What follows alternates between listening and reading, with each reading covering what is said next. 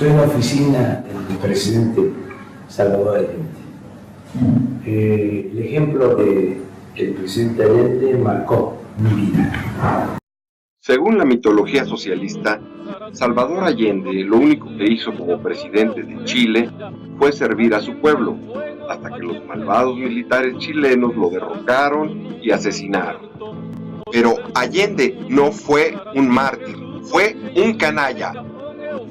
En 1933, Allende se tituló como médico y en su tesis Higiene mental y delincuencia expresó opiniones racistas y antijudías, precisamente cuando en Europa los nazis iniciaban la peor persecución contra los judíos de la historia, que causó el asesinato de 6 millones de personas inocentes. Allende era partidario de la eugenesia y propuso esterilizar a los enfermos mentales. ¿Quiénes practicaban en los años 30 y 40 lo que Allende proponía? Precisamente los nazis.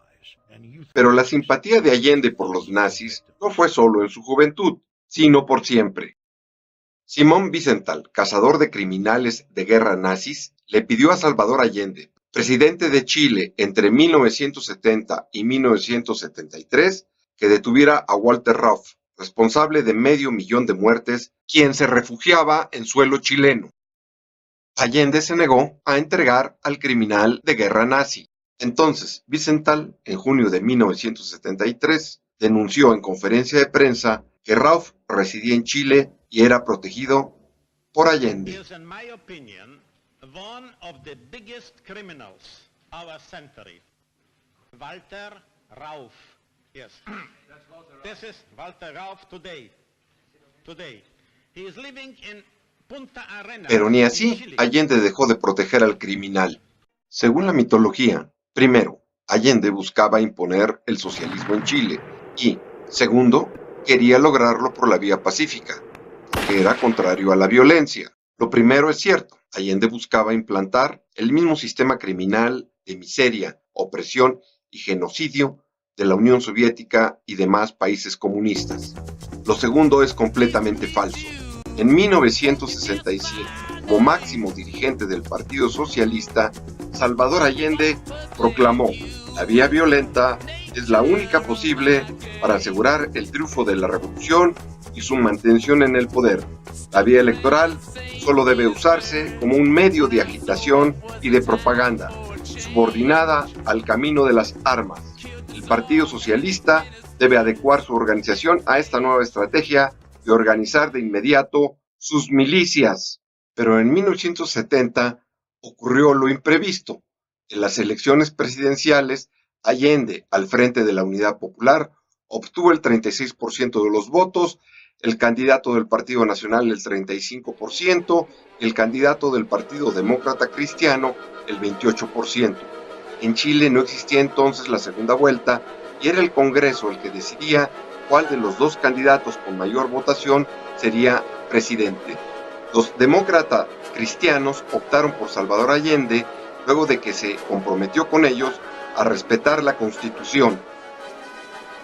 Ya en el poder, Allende violó todos sus compromisos. En representación de una fuerza política minoritaria, Allende buscó imponerle el socialismo a la mayoría del pueblo chileno que rechazaba este sistema perverso.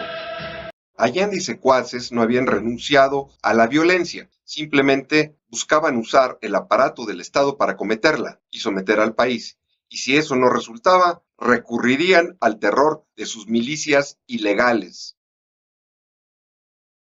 Allende impuso expropiaciones y alentó a sus milicias a despojarles las empresas y tierras a sus propietarios.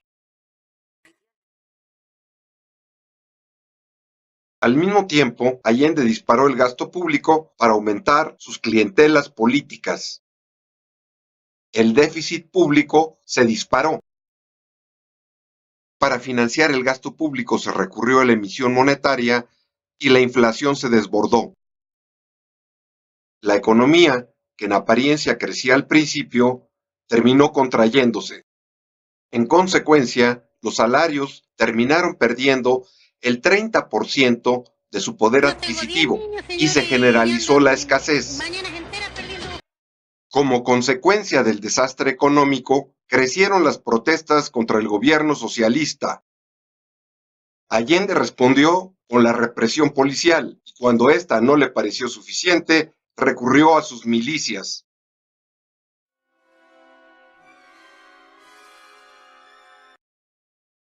La acción de las milicias de la Unidad Popular y del Movimiento de Izquierda Revolucionaria disparó la violencia política.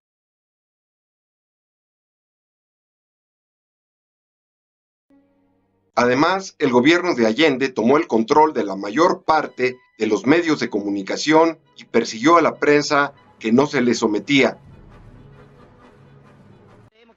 Los partidarios de Allende estaban decididos a asesinar a decenas de miles, a cientos de miles de los opositores al socialismo.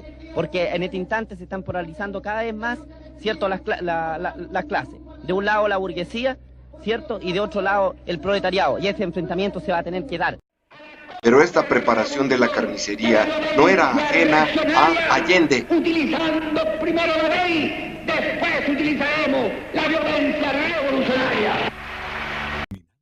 El plan del terror rojo era doble. Por un lado, expandir y fortalecer las milicias ilegales.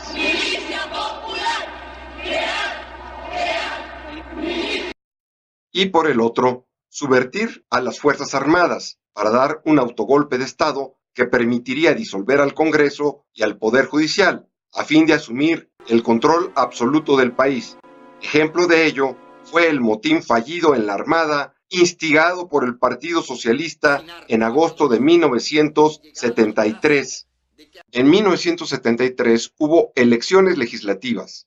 La Unidad Popular, mediante el fraude electoral, trató de ganar la mayoría parlamentaria, pero ni así pudo. Se confirmó como una minoría. Allende usurpó las funciones exclusivas del Poder Judicial y las del Poder Legislativo. En mayo y junio de 1973, la Corte Suprema de Chile declaró que, al usurpar las funciones del Poder Judicial, Allende había roto el Estado de Derecho, en particular al negarse a acatar fallos judiciales contra las milicias ilegales.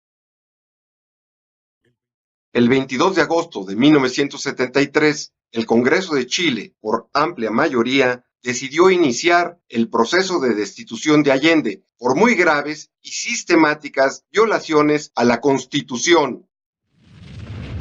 El golpe de Estado en Chile no ocurrió el 11 de septiembre de 1973 y no lo dieron las Fuerzas Armadas. El golpe ocurrió varios meses atrás y lo perpetró el propio Allende. Los militares no hicieron más que reaccionar ante la ruptura del orden constitucional. Segundo, que las Fuerzas Armadas y el Cuerpo de Carabineros de Chile están unidos para iniciar la histórica y responsable misión de luchar por la liberación de la patria del yugo marxista. ¿Tienes alguna duda que, de llegar al poder, López seguiría el mismo camino de Allende de destrucción de la economía?